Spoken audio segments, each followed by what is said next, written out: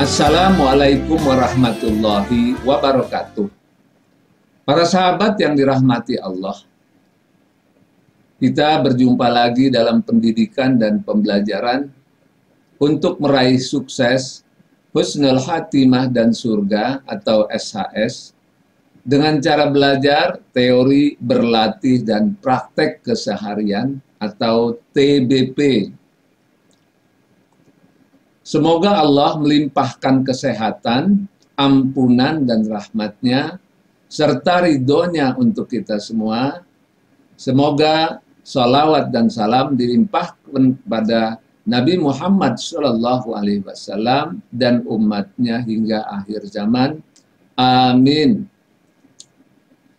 Para sahabat, sebelum kita lanjutkan, dalam rangka mengembangkan syiar dan dakwah bersama dari generasi ke generasi, mohon kiranya memberikan subscribe, like, dan share.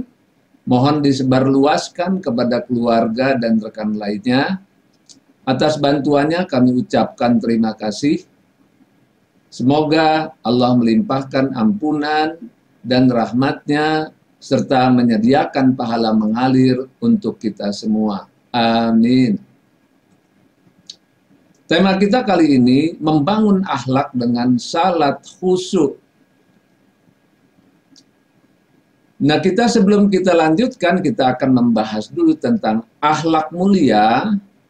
Memang akhlak mulia ini sebagai kuncinya daripada kesuksesan, atau kita sebut akhlak mulia sebagai kunci sukses, husnul khatimah dan surga atau SHS.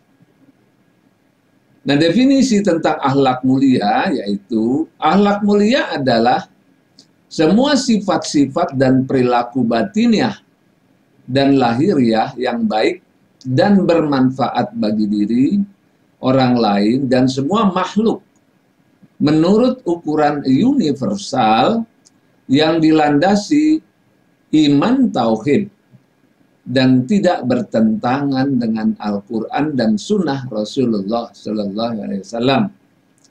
Dalam Al-Quran ada lebih dari 60 perilaku batiniah dan lahiriah sebagai akhlak mulia atau disebut juga karakter orang bertakwa.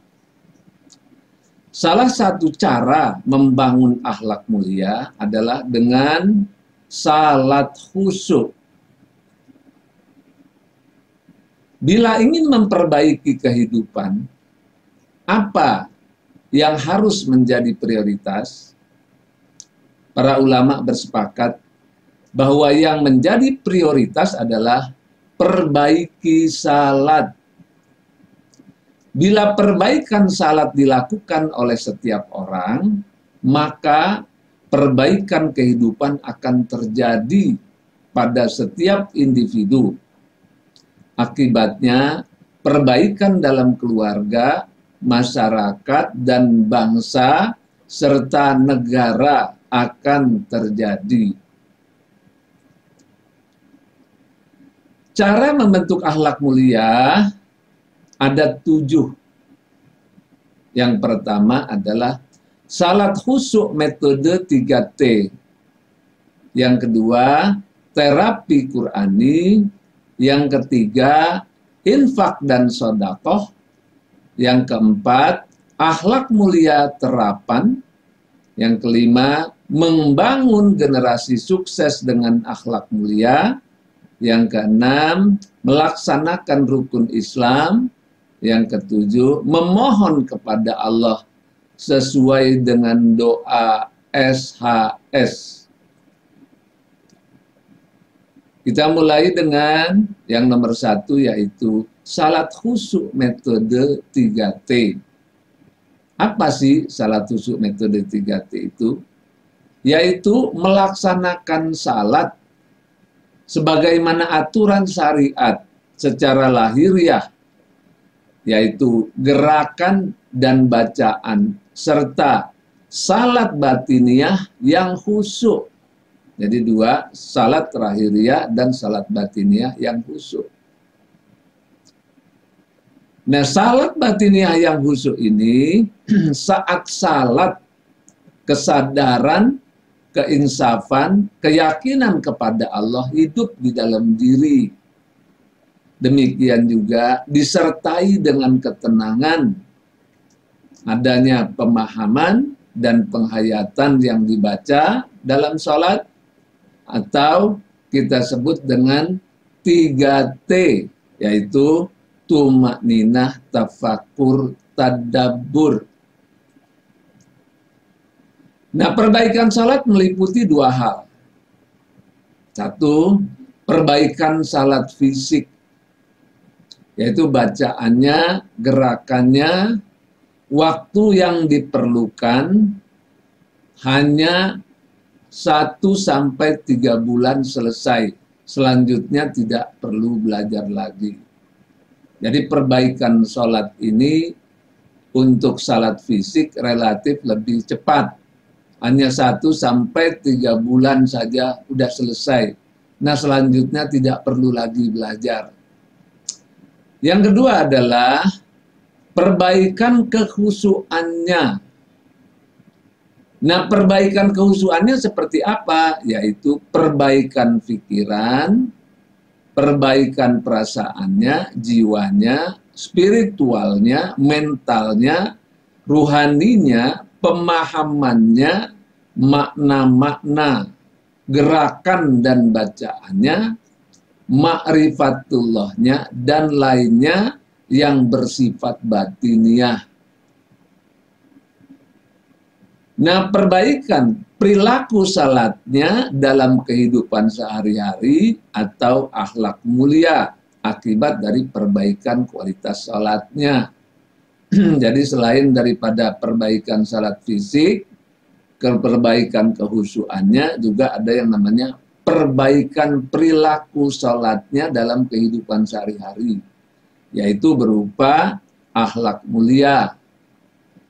Nah, ini akibat daripada perbaikan salatnya. Apa itu salat? Mengapa salat harus khusyuk? Apa itu khusyuk? Mengapa khusyuk harus dengan metode 3T? Mengapa metode 3T dapat membangun akhlak? Atau apakah metode 3T ini memang dapat membangun akhlak? Akhlak apa yang terbangun dengan metode 3T? Nah, inilah pertanyaan yang harus kita jawab secara bertahap. Yang pertama adalah, apa itu salat khusyuk? Salat yaitu kegiatan ritual untuk mengingat Allah sesuai aturan yang dicontohkan oleh Rasulullah, baik bacaannya maupun gerakannya. Hasil dari salat yang benar dapat mencegah perbuatan keji dan munkar, serta membangun akhlak mulia. Nah, definisi ini diambil dari Al-Quran, surat Taha atau surat 20 ayat 14, surat Al-Ankabut surat 29 ayat 45, surat Al-Ma'arij atau surat 70 ayat 19-23, dan hadis-hadis. Nah, sedangkan menurut ulama, salat yaitu suatu kegiatan ibadah yang diawali dengan takbir dan diakhiri dengan salam. Nah, yang kedua yaitu mengapa salat harus khusyuk? Alasannya adalah yang pertama, karena khusyuk dalam salat adalah kewajiban yang tak terpisahkan dalam salat itu sendiri. Ini dasarnya adalah Quran surat Al-Baqarah atau surat 2 ayat 238. Nah, yang dua, karena salat yang memperoleh pahala atau keuntungan adalah salat yang khusyuk.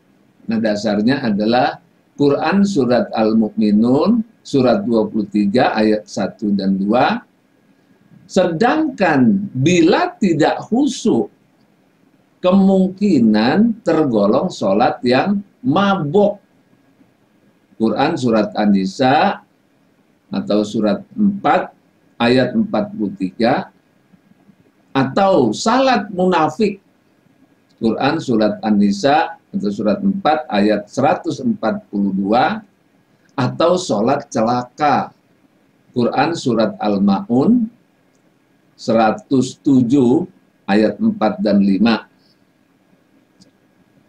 Nah, alasan yang ketiga adalah ada orang yang salat selama 60 tahun, tetapi tidak ada satu rakaat pun yang diterima. Nah, kemungkinan saja sholat tidak diterima, jadi harus khusyuk. Nah, ini di dalam hadis. Nah, alasan yang keempat adalah salat adalah yang pertama kali dihisab. Bila salatnya baik, maka sangat beruntung. Bila salatnya rusak, menjadi orang yang gagal dan merugi. Nah, ini ada di hadis. Jadi karena dia yang pertama kali dihisab, maka diusahakan harus khusyuk. Yang kelima, ternyata faktanya banyak orang yang salat tetapi akhlaknya tidak terpuji. Jadi banyak yang salat tetapi akhlaknya tidak terpuji. Nah, karena itulah harus khusyuk dalam salat dan sebagainya. Nah, yang ketiga adalah apa itu khusyuk? Khusyuk adalah keadaan pikiran, jiwa, hati, batin yang sadar, insaf dan yakin bahwa dia adalah makhluk yang tidak memiliki kekuatan apa-apa di hadapan Tuhan yang telah menciptakannya, mengurusnya, memeliharanya, serta menentukan hidupnya, sehingga ada rasa ketundukan, berendah diri, tahu diri, serta merasa disaksikan oleh Tuhannya bahwa dia sedang memuja, memuji, mengagungkan, bermohon kepada Tuhannya. Pada saat sholat, menghayati dan memahami betul bacaan-bacaan serta gerakan-gerakannya dengan penuh kesungguhan. Definisi ini merupakan rangkuman dari makna khusyuk dalam Al-Quran, surat 2, ayat 45, 46, atau surat Al-Baqarah 45-46. Juga ada hadis-hadis, juga dirangkum dari arti khusyuk secara bahasa, serta pelaksanaan syariat salat. Tujuan salat khusyuk yaitu yang pertama adalah mencegah perbuatan keji dan munkar atau akhlak hina. Nah, ini ada di dalam surat Al-Ankabut surat 29 ayat 45. Inna sholata tanha anil fahsya'i wal munkar. Sesungguhnya salat itu mencegah perbuatan keji dan munkar. Nah, perbuatan keji dan munkar ini seperti apa? Lihat akhlak hina. Lebih dari 60 sifat dalam poster berkaca diri pada bagian kiri atau kolom hitam. Nah, setelah bisa mencegah perbuatan keji dan munkar, selanjutnya adalah memperbaiki akhlak mulia. Ya, kita lihat para nabi dan rasul itu memang akhlaknya mulia. Salah satunya dibangun karena sholat itu, sholat yang khusyuk itu. Ini kita lihat dari surat Al-Qalam, surat 68 ayat 4. Wa innaka la'ala khuluqin azim. Dan sesungguhnya kamu benar-benar berbudi pekerti yang agung atau akhlak mulia. Seperti bersih, jujur, disiplin, dan lain-lain. Lihat akhlak mulia, lebih dari 60 sifat dalam poster berkaca diri bagian kanan atau kolom yang putih. Nah, yang selanjutnya adalah dengan akhlak mulia, manusia menjadi rahmatan lil alamin. Nah, ini kita lihat di dalam surat 21 ayat 107. Dengan akhlak mulia inilah manusia bisa menjadi rahmatan lil alamin. Jadi rahmatan lil alamin ini hanya dibangun oleh orang yang berakhlak mulia. Sedangkan orang yang berakhlak hina mustahil bisa menjadi rahmatan lil alamin. Assalamualaikum warahmatullahi wabarakatuh.